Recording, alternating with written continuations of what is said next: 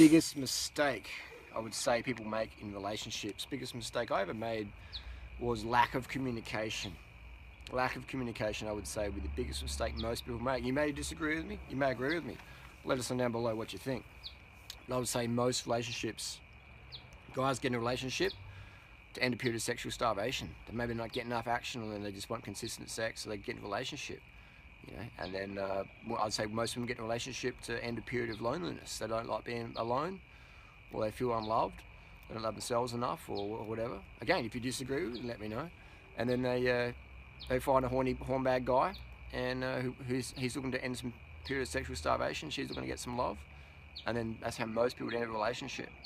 And then there's not much communication going on. There's not much communication going on at all, because most people meet through alcohol, or they meet through lust maybe, or they meet through desperation, maybe on the rebound. A lot of the different reasons people meet, but the motivation I'd say would be for most guys it's to end a period of sexual starvation, and for most women, well, it was the mannequin moving behind me, for most women it's to end a period of loneliness, or maybe looking for money, or maybe the guy's looking for money. It's a sugar mummy, sugar daddy situation. A lot of different situations going on. But I would say that communication, you just got to communicate what your goals are. And if you can't communicate, either A, you're too gutless, you're scared of rejection. In that case, then you shouldn't be in a relationship. You should be learn to be by yourself and learn to love yourself. Or two, you can communicate, the other person doesn't want to communicate because they're scared of rejection. They're scared of rejection, or they don't really want to tell you the truth because they have some ulterior motives. They could be a lot of things. They could be a lot of things. It could be, you know, hypergamy. It could be just, you know, monkey branching, stuff like that. Stepping stone sort of syndrome, stuff like that. But you have to communicate, and the biggest thing in communication is just being honest and no fear of rejection. You can't fear rejection. If you fear rejection, you're fucked in life. I don't fear getting dropped on a climb. I don't fear crashing my bike. Actually, I don't take risks on to crash, but I do crash occasionally. But I don't have fear of that. To get really fucking fit, you have to have no fear of training with the best of the best. Turning up, getting your motherfucking ass kicked. A lot of people won't do that because they're scared of being rejected. Like, oh, you're shit, you didn't even last 10 seconds. And so they never turn up with the big hitters. And they never, ever, ever get the fitness gains, the aesthetic gains they wanted to get. Yeah, a lot of people have that fear of rejection, man. And this goes in relationships. People are scared of saying, you know, this is how I feel or whatever, or what do you want, things like that, because they're scared of someone saying, what, you fucking weirdo, you know? And let your truth, let your communication skills, your open communication, let your honesty become a filter. People will blast the fuck out of you for telling the truth, and people will blast you for lying, but you're better off telling the truth. You're better off being hated for being honest versus hated for lying, in my opinion. And let the truth be a filter. And here's the thing: if you want people to communicate with you truthfully, you can't punish honesty. When you punish honesty, you're encouraging lying. Basically, when someone says, "Hey, look, I did this. I fucked up. I'm wrong. I'm sorry," and you go, "What? You fucking did what?" And you tell the world, or you do whatever, or you punish that person, you're programming them to like fucking to lie next time. Let's say someone hasn't called you for ages, and they call you. The first thing you say, "Yeah, they fucking called me for fucking blah, blah, blah, blah, blah," and you're going off at them. And then think on that thing, they go, "Fuck, why did I call? This person's losing their shit."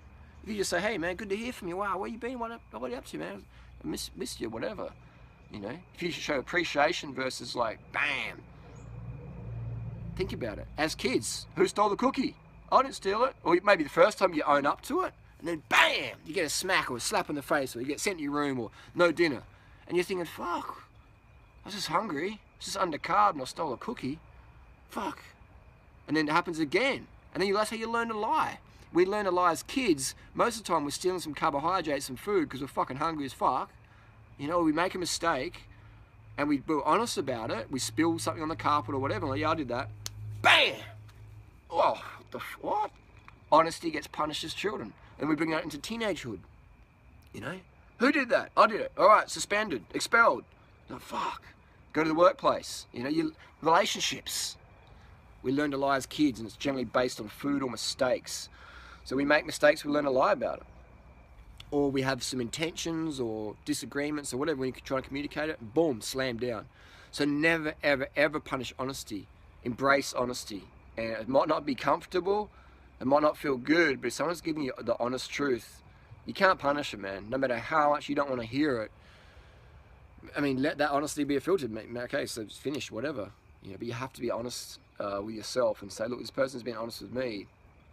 I can't really be too harsh on them, can I? Because they respect me enough to tell the truth versus lie to my face. But then again, people lie because we're scared of people finding out we're not perfect, don't we? People lie because they're scared of you finding out they're not perfect. We even better lie to ourselves. You know, how many times do we lie to ourselves even? I mean, we're all such a bunch of fucking liars. We often lie to ourselves because we're scared of the truth. But don't be scared of the truth, man. The truth will piss you off. The truth will set you free.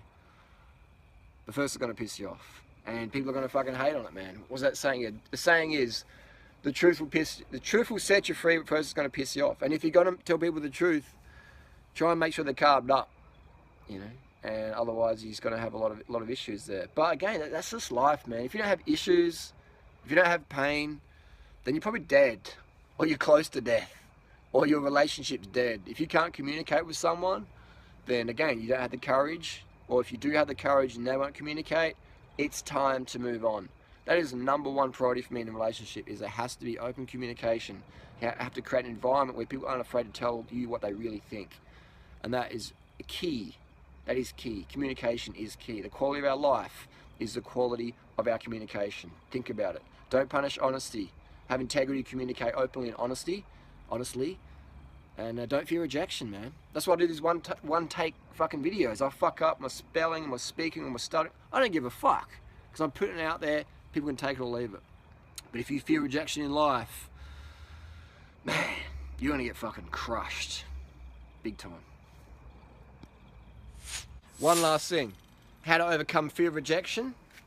Understand there's no such thing as failure. It's just lessons and experiences. All right? No such thing as failure. The only failure in life is not having your best crack.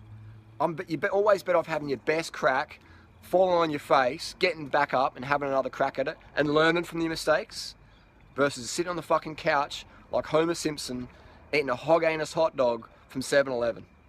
Think about it.